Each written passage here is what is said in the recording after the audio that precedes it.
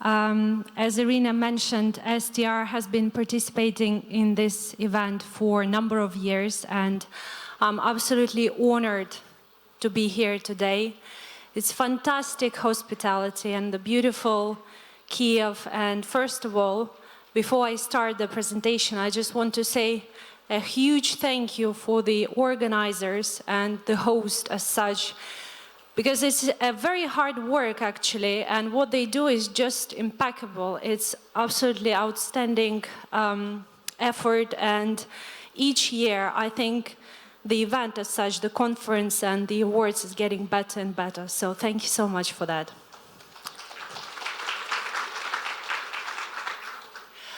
Okay, so let's dig in and start. So for, I guess, most of you in the audience today, STR is very well known. But for those people who do not know us, I would give you a short introduction on the company, and we'll tell you what we do and what portfolio we cover. So that would be the beginning of the presentation. Then we're going to have a very quick global overview. And obviously we will touch base on Europe and see how Europe is doing in terms of the hotel performance, key performance indicators. And then everyone is obviously very interested about Ukraine, Kiev as such.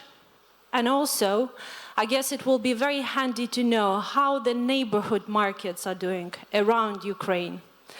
And then also, what STR does is we track future, and then also we get the pipeline from pretty much all hotel chains in the world. So I will dig into the pipeline and tell you about this.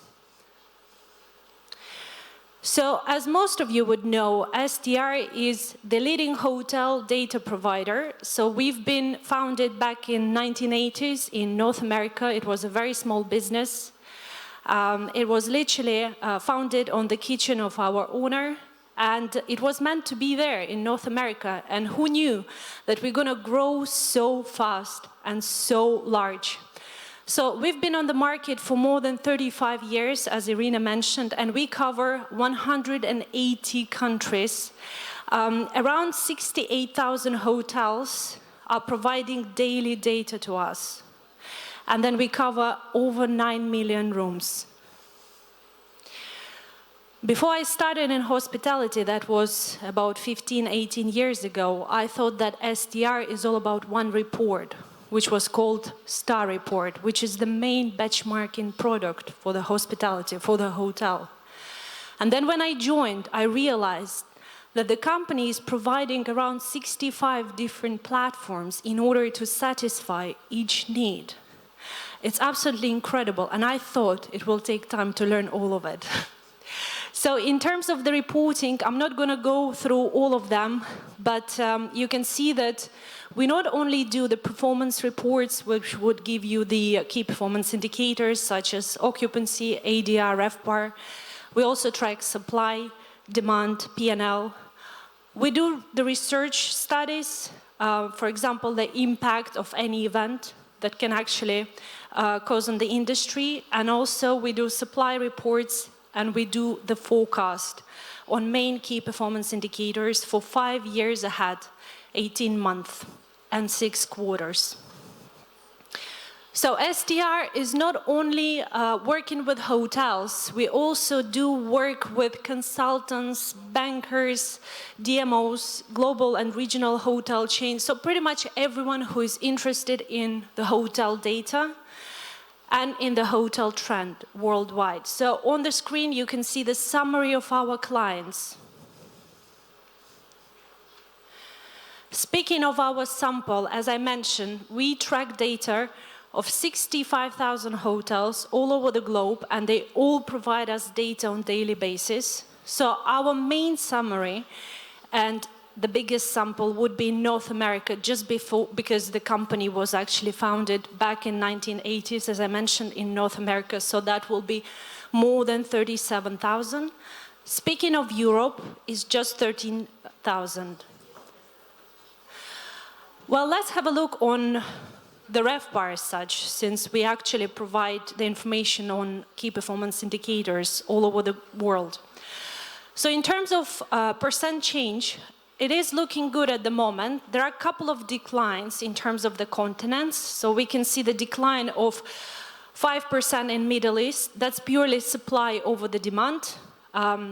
New projects are constantly growing out there and being built. Asia is suffering a big deal. And then we've got minus 1.7 in Australia and Oceania because of the currency devaluation. So let's have a look what is happening in Europe at the moment.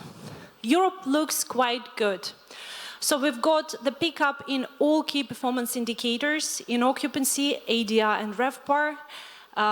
The ADR is just slightly over 113 euro with the occupancy level just above 70%. So after 2010, we can actually see that Europe has been experiencing a 9 years positive growth in RevPAR, which is actually very good to see. So we can actually see on this slide that European RevPAR is plus 2.2%. It's a steady and positive growth. And let's have a look on the European cities, actually, and what's happening there. Obviously, the ones that are booming are London, Dublin, Edinburgh, and in terms of European RevPAR, the highest would be Tel Aviv and Paris. They're leading. And we've got the slide of mitigated Europe. So pretty much it's looking good. I will just touch base on the ones which are actually declining. So we've got a decline in Stockholm and Edinburgh. They're not actually as busy as they used to be last year. Dublin, just less events than basically this year as opposed to the last year. We can actually see a decline in Moscow. That's purely because of the World Cup and the success that the capital had over it. Tbilisi had a minor decline of 8% purely because of the conflict with Russia last year, summertime, and then restrictions for Middle Eastern market, purely Iranian. Kiev is declining in RevPAR, and I'm going to touch base on that at the later stage whilst doing the presentation.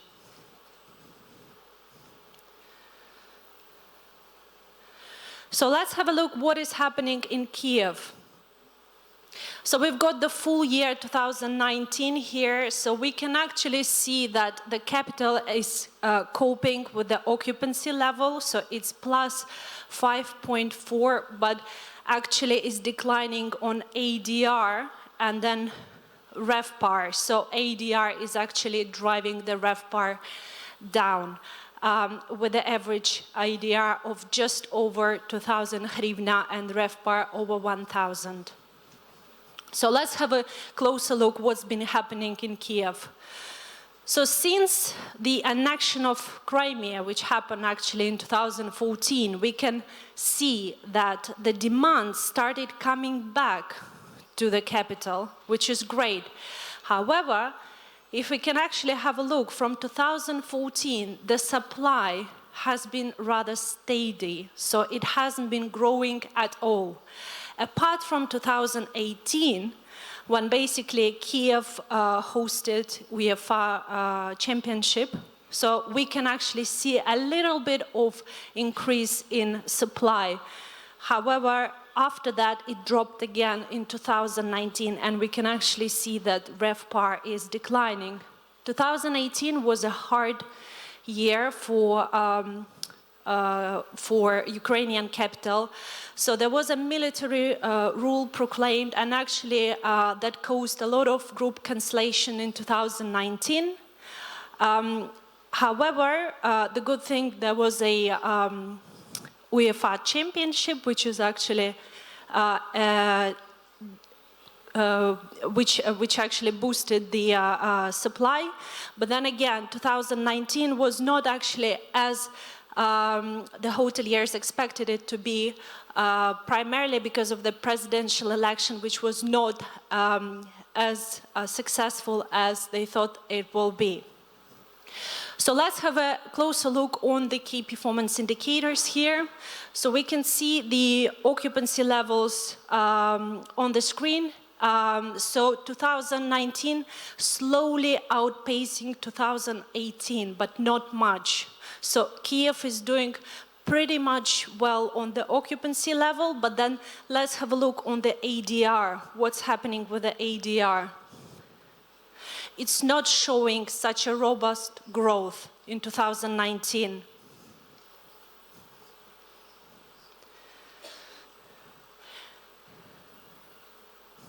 So we've got the 3 years, the 3 last years of the ADR, and obviously we can see here the spike in May 2018, but other than that, ADR is not showing the robust growth. So let's have a look on a day of the week analysis, when actually Kiev is busy in terms of the guests and the occupancy. The highest occupancy will fall on the midweek because primarily it's a business capital and there are lots of things happening. So the highest, busiest days on occupancy would be midweek. And then if we have a look on the same slide, but the percent change, basically we can see here, as what I've shown before to you, that occupancy is not suffering, however, ADR is declining, and that drives RevPAR down. Let's have a look what is happening in regional Ukraine. So we can actually see here slightly different picture, whereby occupancy is declining, as well as ADR and RevPAR. So all key performance indicators are declining. And why is that? Yes, from one point of view, Ukraine actually got into European Union, which is absolutely incredible, and actually allowing local people to travel outbound and discover the world, but at the same time, people started living. So what we can see here that is 2019 occupancy level is slowly heading towards 2018. Our sample in regional Ukraine is mainly the seasonal hotels, so which is why we can actually see on ADR slide, which I'm going to show you now, that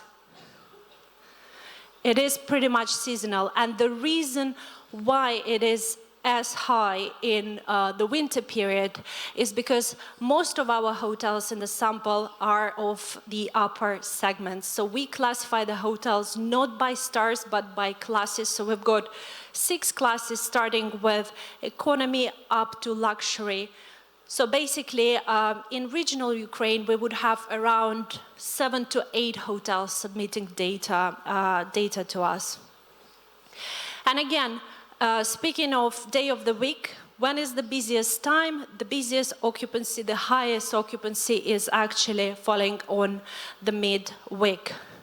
In terms of the percent change, as we've seen on the previous slide, all of the key performance indicators are declining, mostly apart from Saturday, where the occupancy is not declining.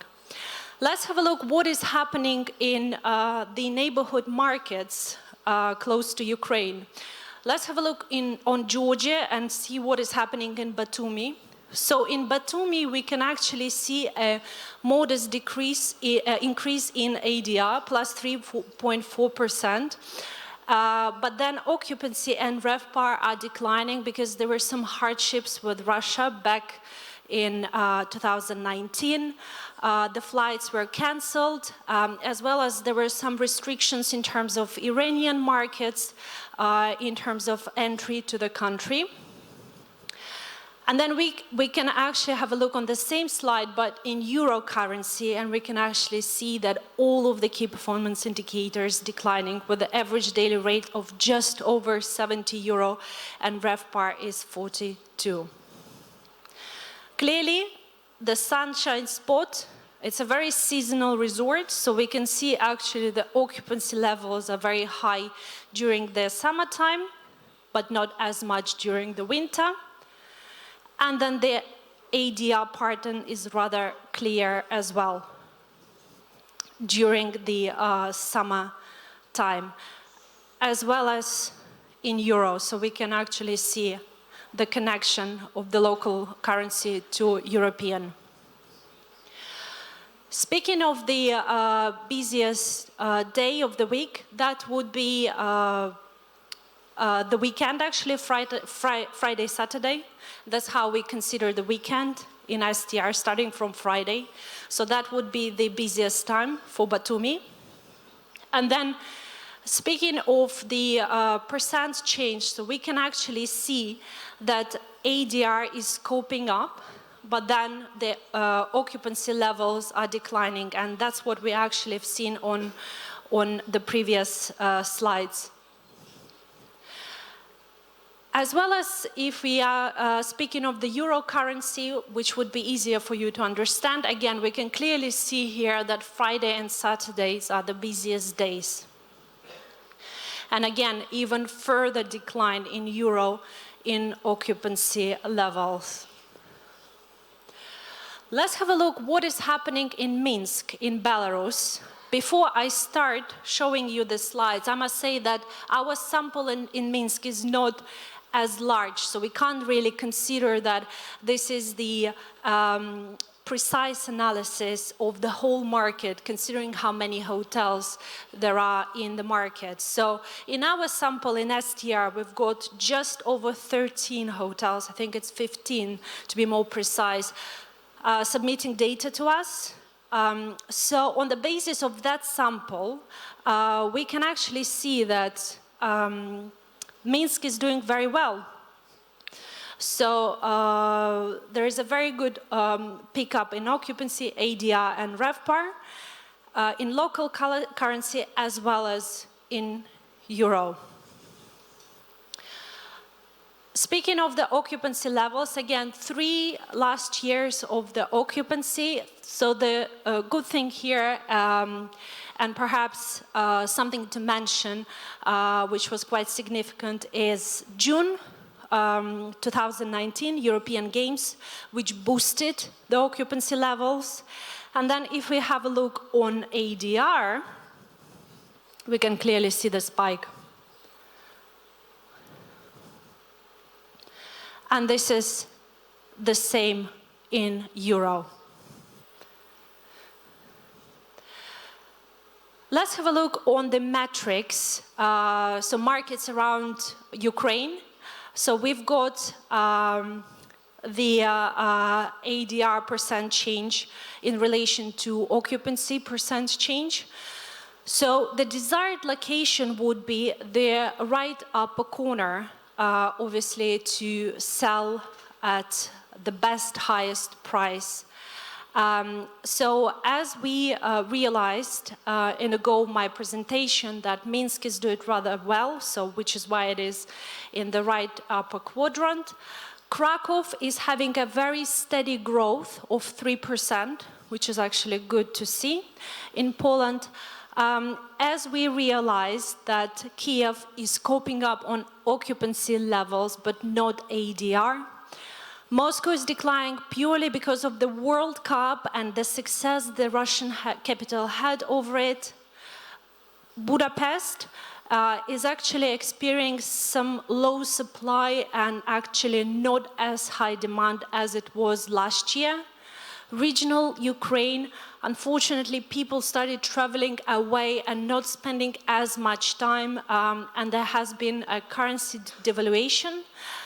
Bucharest, there was a EU presidency back in 2019 April, which is why it is declining slightly.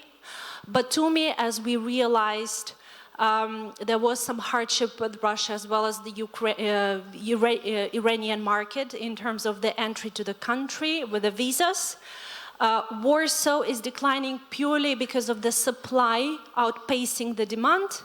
And Tbilisi even more declined than Batumi, again, because of the hardships with Russia, and Russia was if not the first, but then definitely the second in terms of markets visiting Georgia.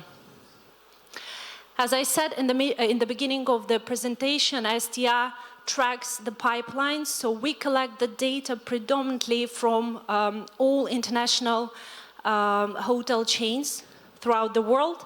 So in terms of our Eurasian pipeline, here it is on the screen in front of you. So we've got the key destinations here, which are Georgia, Kazakhstan, Azerbaijan, and Armenia.